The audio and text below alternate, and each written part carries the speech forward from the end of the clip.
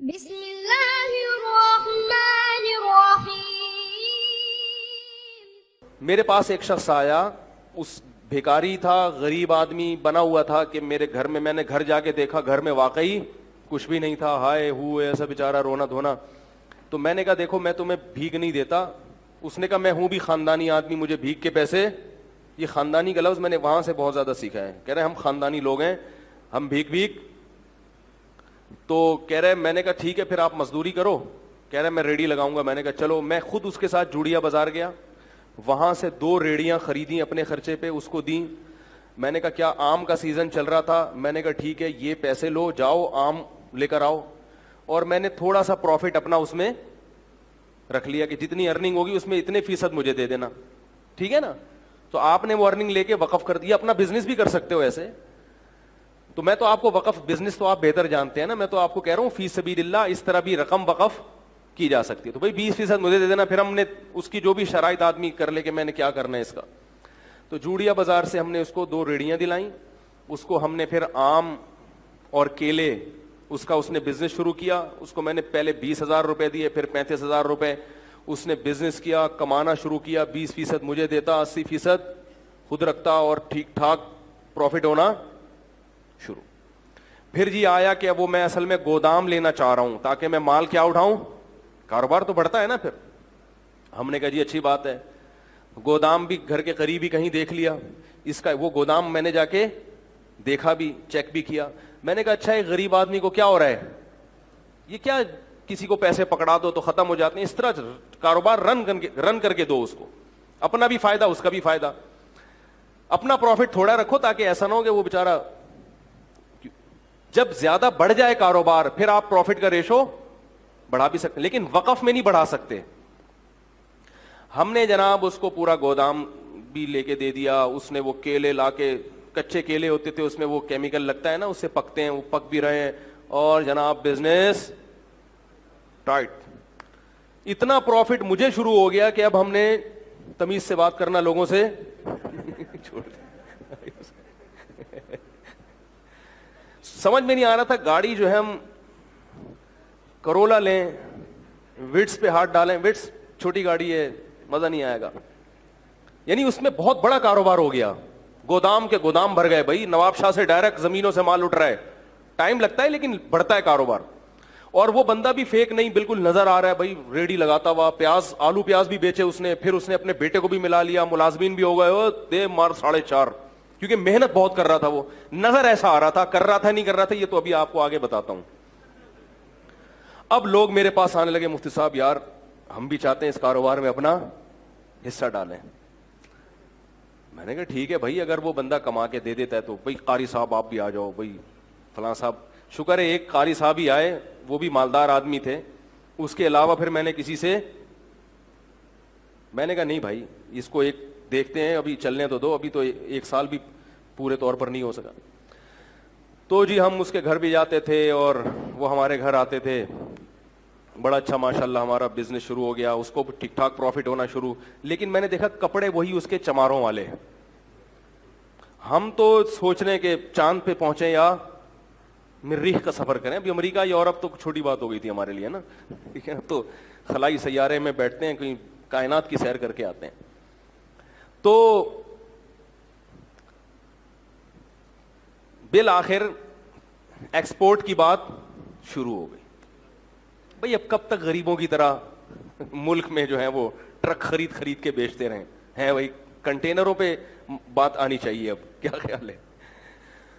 تو جتنے کما رہا تھا نا اس سے ڈبل انویسٹ ہو رہے تھے. بات آ رہی ہے سمجھ میں؟ جیسے آج اتنا پروفٹ دے دیا, 1 مہینے میں اتنا دے دیا, تو اب بھائی کاروبار تو ہر آدمی کہتا ہے بڑھاؤ, تو اور اس کو دے دیے ہم نے پیسے, اور کاروبار نظر آ رہا ہے. آلو پیاز ٹماٹر بھی بکتے ہوئے نظر آ رہے ہیں. گودام سے منڈی بھی جا کے میں نے دیکھا, وہاں بھی باقاعدہ اس کی ایک شاپ ہے جہاں سے وہ سارا بزنس ہو رہا ہے. ایک دن وہ میرے پاس آیا, کہنے لگا کہ مولوی صاحب میں تو جا رہا ہوں سفر پہ 10-15 دن کے لیے, تو مال اتارنا ہے منڈی سے, اتنے پیسے مجھے چاہیے اور یہ پیسے کل ہی میں آپ کو ریٹرن کر دوں گا اور مجھے جناب پہنچنا ہے. تو میں نے دے دیے اس کو. میں نے کہا یار یہ میرے حج کے پیسے ہیں, کیوں حج کی درخواست میں دینے والا تھا, یہ لے کے کہیں ایسا نہ کہہ رہا یار مسلمان کسی کے حج کے پیسے کھائے گا.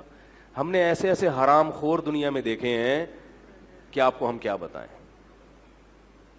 اس کا بیٹا وہ بیمار بنا ہوا تھا, اس نے کہا یار حج, ہم نے کیا کلمہ نہیں پڑھتے, بیانات میں بھی بیٹھتا تھا وہ آ کے اور کہتا تھا ہم سید ہیں, اور کہتا تھا مفتی صاحب پیسہ پکڑانے سے پہلے یہ دیکھو کہ بندہ خاندانی ہے یا نہیں ہے. سمجھ رہے ہیں, یہ بڑی گنتیاں سیکھی ہوئی ہوتی ہیں, تبھی کسی کی چکنی چپڑی باتوں میں مت آؤ. تو ہم نے وہ اس کو دے دی, ہم نے کہا چلو کل منڈی میں مل ہی جائیں گے.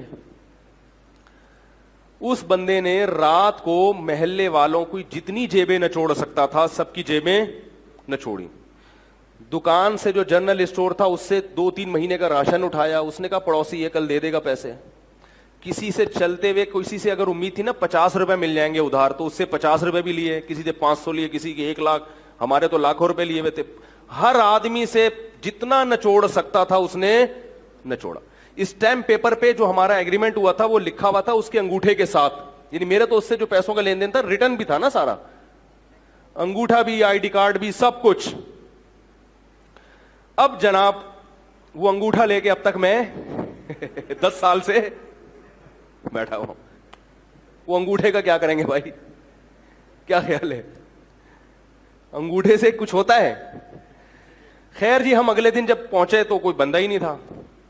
پتا چلا کہ راتوں رات گودام بھی اس نے اس کا بھی سودا کیا ہے, گودام والے کا 3-4 مہینے کا کرایہ بھی ہضم کیا, اور جتنا مال گودام میں پڑا تھا پہلے سے اس نے کوئی اس کا سودا کیا ہوا تھا کہ بھئی اس کا پروگرام تھا اس دن بھاگنے کا. وہ راتوں رات اس نے سارا مال سستے داموں بیچا. وہ پیسے الگ, ہمارے پیسے الگ, جو ہمارا پروفٹ تھا وہ الگ, حج کے پیسے الگ. اور محلے والوں میں کسی سے 500 لے سکا, 50 لے سکا, 10 روپے مل سکے. جنرل اسٹور والے سے پیسے لے کے 12 سال ہو گئے میرے بھائی, 10 سال ہو گئے, صرف انگوٹھا ہے اس کا میرے پاس.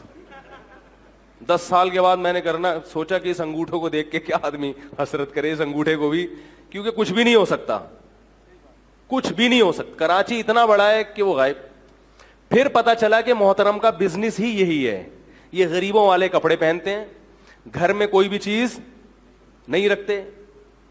کچھ ادھار غریب بچے لیے ہوئے ہیں اس نے رینٹ پہ, ٹھیک ہے نا, غریبوں سے 2-4 بچے ادھار لے کے رکھ دو بھائی, کوئی آئے گا تو منہ دکھانے کے کہ یہ میرے بچے ہیں.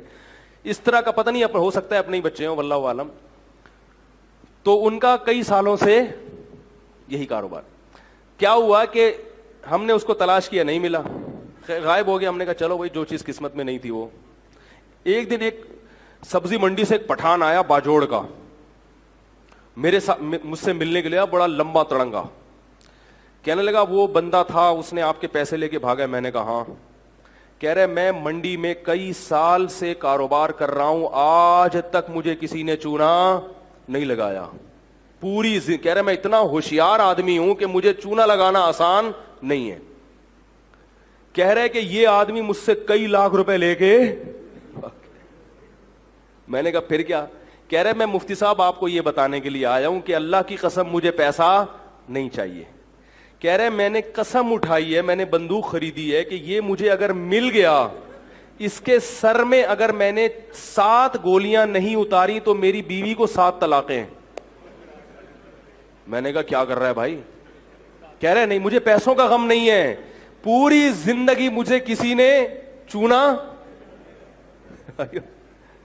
تو میں نے کہا جب اتنے بڑے فنڈر کو چونا لگ گیا تو بھائی ہم تو اس فیلڈ کے ہیں ہی نہیں. تو اس نے بندوق, اس نے کہا کہ مجھے بس یہ بتاؤ ہے کہاں, مجھے پیسے نہیں چاہیے. کہہ رہے میں نے اس کے سر میں کتنی گولیاں اتارنی ہیں, نہیں اتاری تو میری بیوی کو طلاق ہے. تو اس لیے یہ جو ریڑی ویڑی کا میں کہہ رہا ہوں نا, وقف کریں, کسی غریب کو ریڑی لے کے دے دیں تو وہ غریب ہو.